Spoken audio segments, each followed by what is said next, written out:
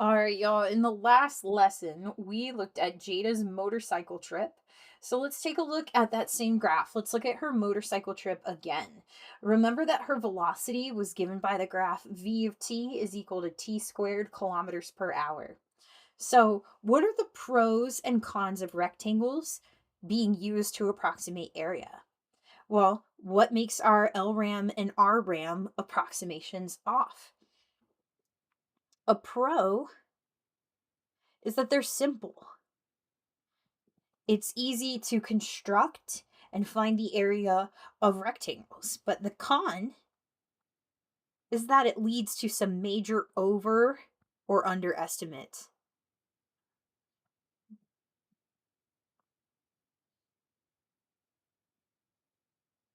So, for example, if we use a left Riemann sum over here and we made some rectangles, we're losing a lot of area under that curve if we do LRAM. And if we do RRAM, then our rectangles are going to be way taller. So, what if we used a different shape to do our approximations? What if we used trapezoids? Trapezoids fit the curve better and improve accuracy.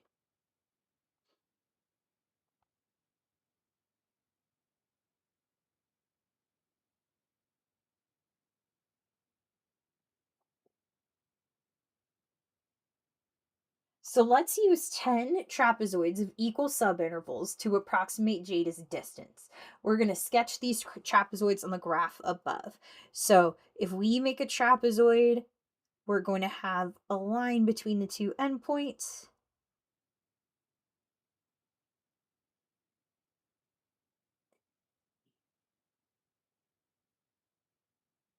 Like this.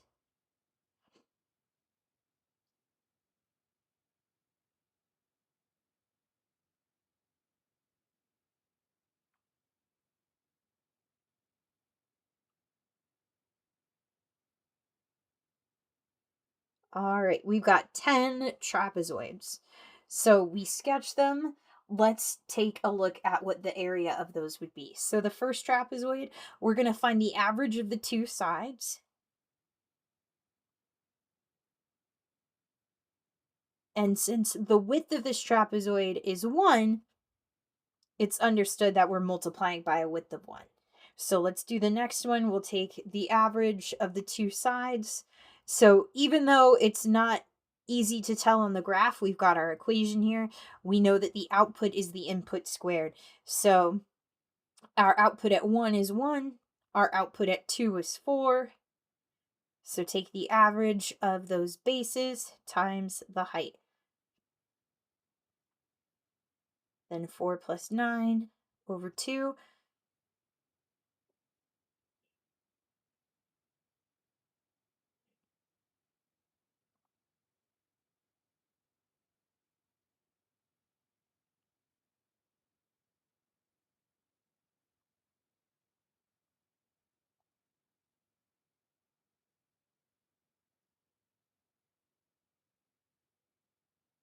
So you can see I've stopped writing times 1 because even though it's still implied, you don't have to write down times 1. It's redundant.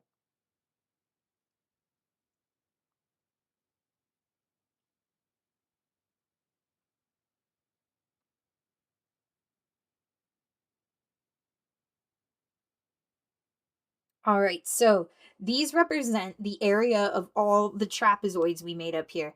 Remember, for each trapezoid, like if we're focused on this trapezoid, we take the left side and the right side and find their average and then multiply by the width of the trapezoid. So if you put this whole mess into your calculator, you end up with 335. And since we're finding the area under the curve and we're doing kilometers per hour times hours, we're going to be left with kilometers. So we've got 335 kilometers. So is your estimate in question 3 an overestimate or an underestimation of the true distance that Jada drove over the time interval? It's an overestimation because the curve is concave up.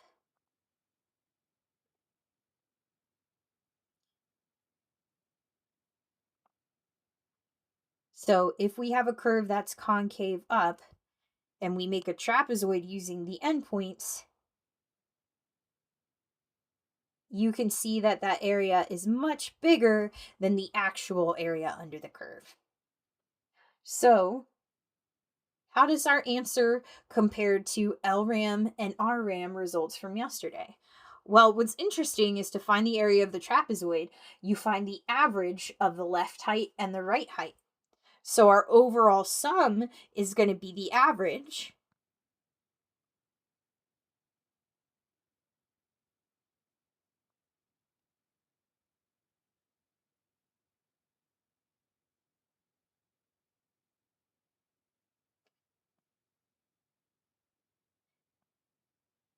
It's the average of the LRAM and the RRAM. Instead of using just the left or right outputs,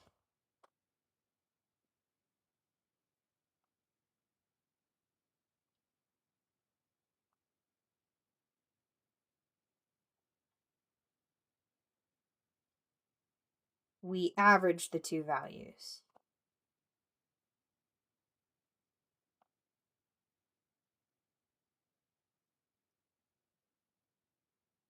All right, so let's formalize what we just talked about. If we have a trapezoid and our subintervals have width n, and then we've got our left endpoint over here,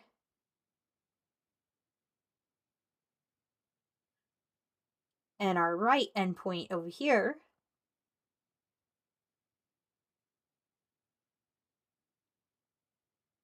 thought I could fit it. The area of the trapezoid is going to be the left endpoint plus the right endpoint divided by 2, averaged, times the width of the trapezoid, which is n. And then the total area is going to be the sum of all the trapezoids, and that approximates accumulation. So last time we were together, we found accumulation using rectangles, and now we are using trapezoids. Let's take a look at an example. We've got the rate at which energy is consumed by a household on a winter day in kilowatt hours per hour being modeled by the function R. So what we want to do is use trapezoidal intervals to approximate the total energy consumed over the 11-hour period. So first, we've got a trapezoid that has a width of 3, and we're going to average the outputs to find the height of the trapezoid. So we're going to do 1.2 plus 2 over 2 times the width of that trapezoid, which is 3, plus 2.0 plus 2.4 divided by 2. And this interval has a width of 2, and that's okay. They don't all have to be equal intervals unless it specifies. Then we've got 2.4 plus 1.6 over 2. And this next one has a width of 3 plus 1.6 times 0.9, or sorry, plus 0.9 over 2, and that has a width of 3. So if you substitute that into your calculator, you'll end up with 18.95 kilowatt hours.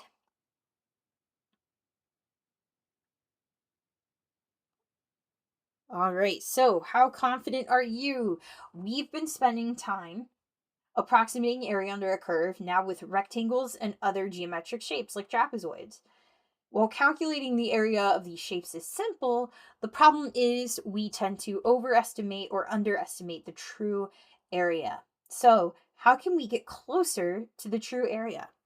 So what we're going to do is use summation notation to describe the area under each curve for a right Riemann approximation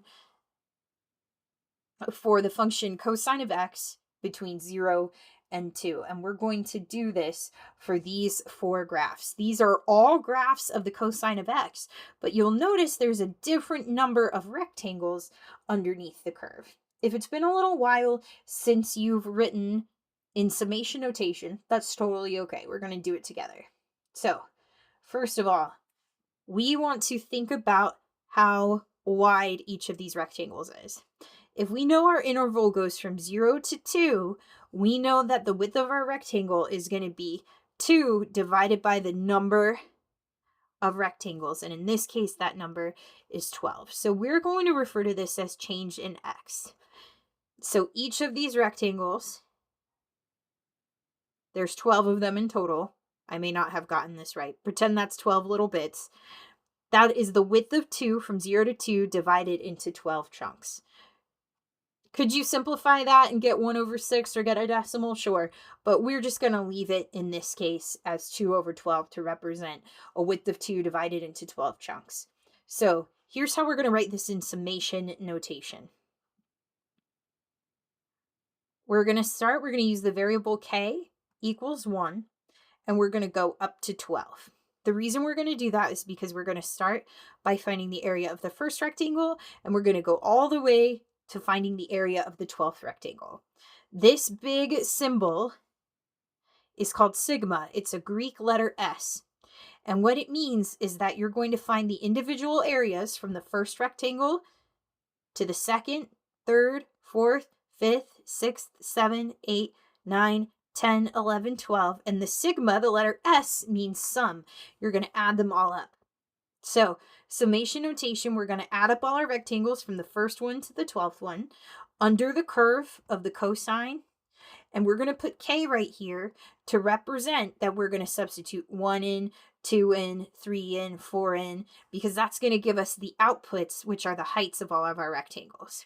So this represents all the heights of our rectangles, but now we need the widths of our rectangles.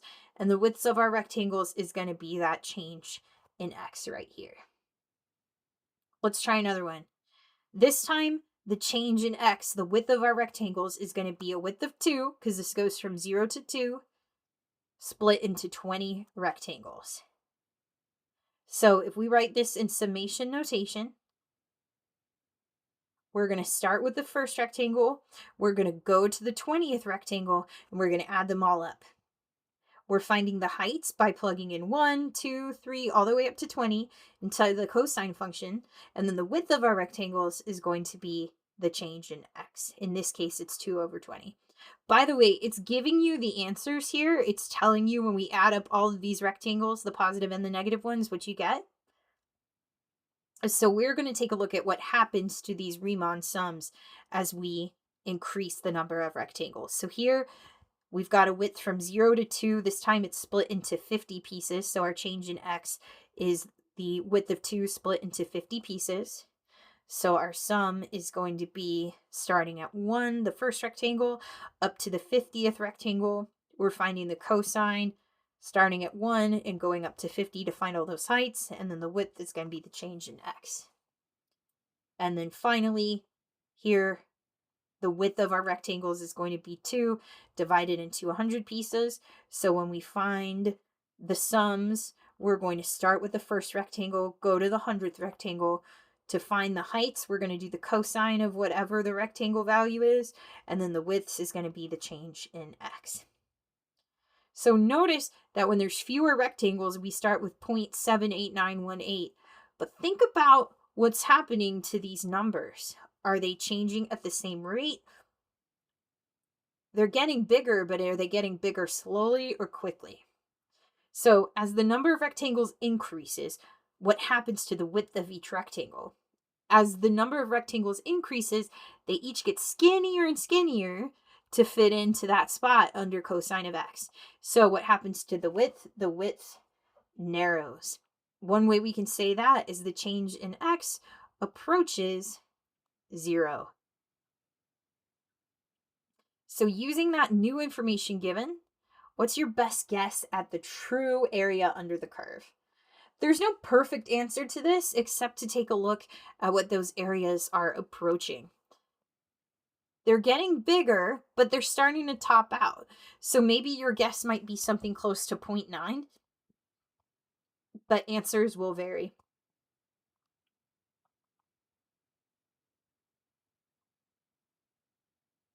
I don't know why my text is doing that. All right, let's see. So, how many rectangles would be needed to get the exact area under the curve? Well, ideally, we would want an infinite number of rectangles, right? So, an infinite number.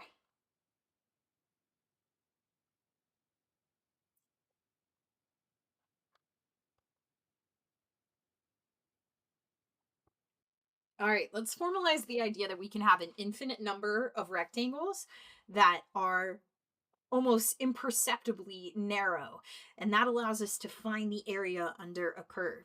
We saw up here that the more rectangles, the better the estimate. So, to find the exact area under the curve, we can use calculus. We need infinitely many rectangles,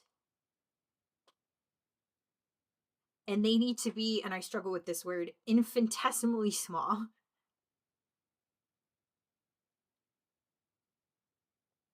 All right. So I'm going to write this down in summation notation, and I'm going to warn you right now, it's going to look a little bit intense. The good news is when you see it in integral notation, it's going to look a lot cleaner and simpler. So here we go. The limit as n approaches infinity of the sum from k equals 1 to n for f of a plus b minus a times k over n times b minus a over n. Okay, so this looks really crazy, but here's what it means. Let's start with the limit as n approaches infinity. N is the number of rectangles. So if n is approaching infinity, what this is saying is that we want to look at an infinite number of rectangles. So here's where things get kind of crazy. F is our function. This first part tells us how tall our rectangles are. So this is going to give us the height of each rectangle. This is always the start value. And then this part looks kind of crazy, but this is just how wide your interval is. And then this is times which rectangle it is. So the first rectangle, the second rectangle, the third rectangle, divided by however many rectangles there are in total. It looks really crazy. We're going to see an example soon, and I think it will help. So just stick with me.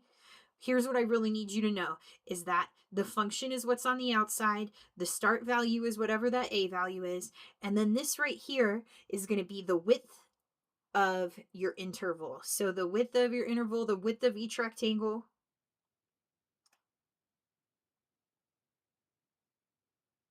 is b minus a. So it's like earlier when we did 2 minus 0 because all of these had a width of 2, and then we divided them by the number of rectangles. So that's what this part is.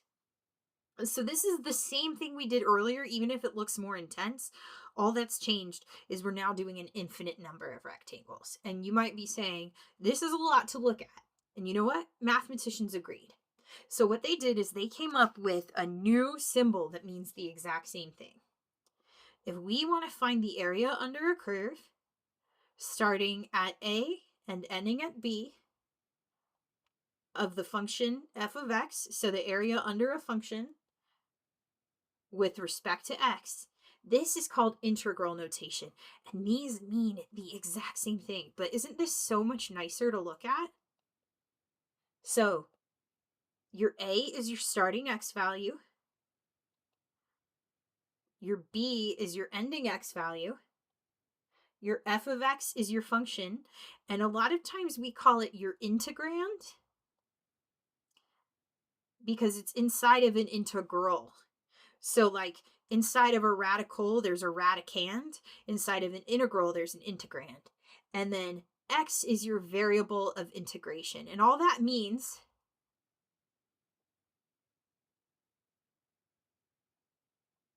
is that we are focusing on the x-axis and finding the area of the curve as we travel along the x-axis.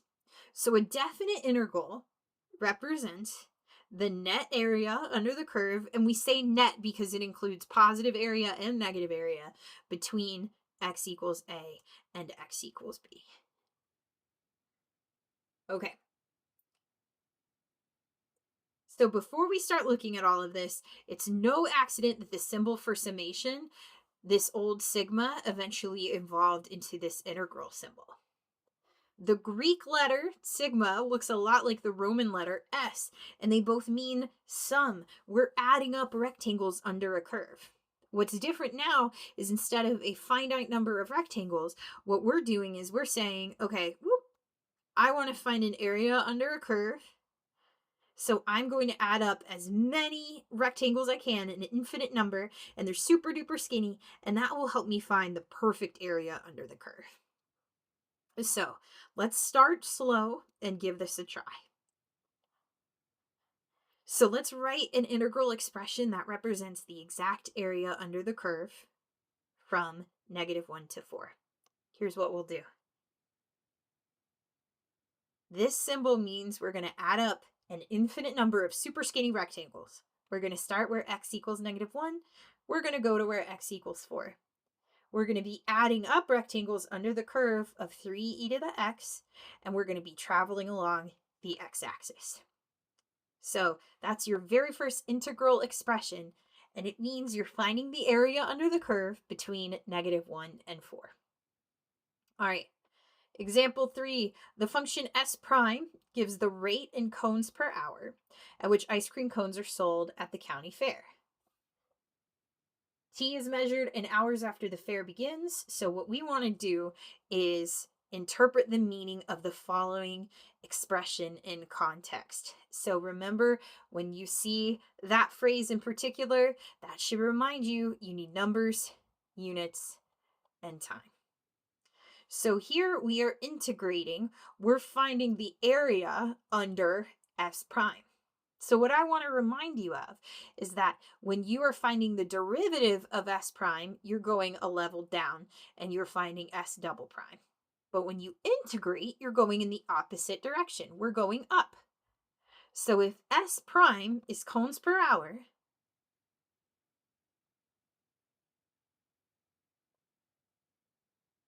and we're finding the area as we travel along the x-axis, which will be measured in hours, cones per hour is just going to result in cones. So since we're taking this cones per hour and we're traveling along the t-axis, which is hours, our result, our context is just going to be cones. So this 150 tells us the number of cones. So we can say 150 cones were sold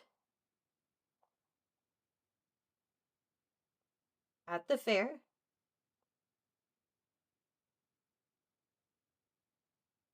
between t equals 2 and t equals 7 hours.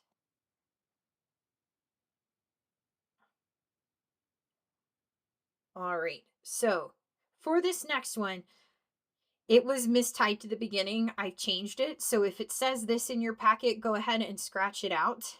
This is not what we're going to be working with. You want to be working with this guy instead. So using this, the only thing you're going to be asked to do is just interpret what this means. So if you look at it, can you figure out what this is saying? And can we express it in integral notation? So let's figure out if we can figure out the starting value, how wide the interval is, and what the function is that we're looking at. So the starting value is always going to be this number right here. And you know this because this is what we wrote up here. This is your start value. It's always in that position. So we're starting at -2. The width of our interval is always going to be here and also here because it's being split into n rectangles. How many rectangles this time? Well, here you've got n approaches infinity, so it's being split into an infinite number of rectangles. So what we know so far is that we're going to start at -2. The width of our interval is 9. And then the last thing we need is the function. So the function is everything that's outside of all of this mess. What's being done to this whole mess? So here's how I want to help you think about it. I know this looks a little bit awkward, but I'm going to scratch all of this out just so you can think about what's being done to the orange blob, everything inside there. What's being done to that orange blob is it's being multiplied by 3 and it's being squared. So that is the function in question. The function f of x is 3 times whatever's inside squared. So now we can use this information to write interval notation, or integral notation rather. We're starting at -2. Since we know the width of our interval is 9, then we're going to stop at 7 because -2 to 7 is 9 wide. We know the function is 3x squared, and then we're traveling along the x-axis. So these are equal. They mean the same exact thing, just in different notations. And again, that's all you're going to be asked to do with this crazy summation notation is just recognize the pieces of it. So please don't let its craziness stress you out. If you can pull out the important information, you're going to be just fine. All right, last example, a pool is being filled with water at varying rates over time. So sometimes it's being filled faster, sometimes it's being filled slower. We can see that in the table. So the rate of change, the speed at which the pool is being filled in gallons per minute, is given by this table.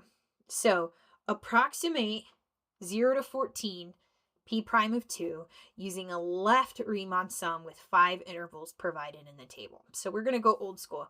We're going to make 5 rectangles. 1, 2, 3, 4, 5. How tall should we make these rectangles? Well, since we're using a left Riemann sum, we're going to use the left outputs. So the first rectangle, we're going to use this endpoint, second, third, fourth, 5th. So do we ignore 2.4? Yes, because it's farthest to the right and we're doing a left Riemann sum. So our first rectangle is going to have a width of 4. And since we're doing a left Riemann sum, a height of 2.5. Second rectangle, 3 by 4.3 plus 2 by 6.1 plus 3 times 5.2 plus 2 times 3.8. And we're going to get 58.3. And that is going to represent the gallons of water put in the pool. So, using correct units, what does this mean in the context of the problem? Approximately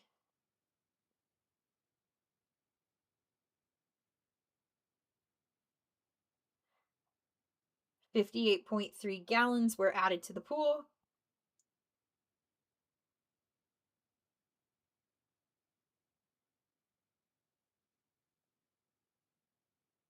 Between t equals 0 and t equals 14 minutes. So you might be wondering, why did we talk about getting the perfect sum of, the perfect area under a curve if we were just going to go back to estimating? And the reason why is because we haven't talked about evaluating integrals yet, but we will. Right now, what we're doing is just representation. So if you wanted to write maybe an integral representation of this, we want to find the area between 0 and 14 minutes. We don't know what the function is, but we're going to say under the function p prime of t as we travel a long time. That would be how you write this in integral notation. We don't know how to evaluate it yet, but we will next class. Again, the key is to just get familiar with these two notations. And again, I know this one looks like a mess. If you can pull out the initial value, the width of the rectangle, and then the function itself, you're going to be good. And then here is what we're really going to hone in on for the rest of the unit.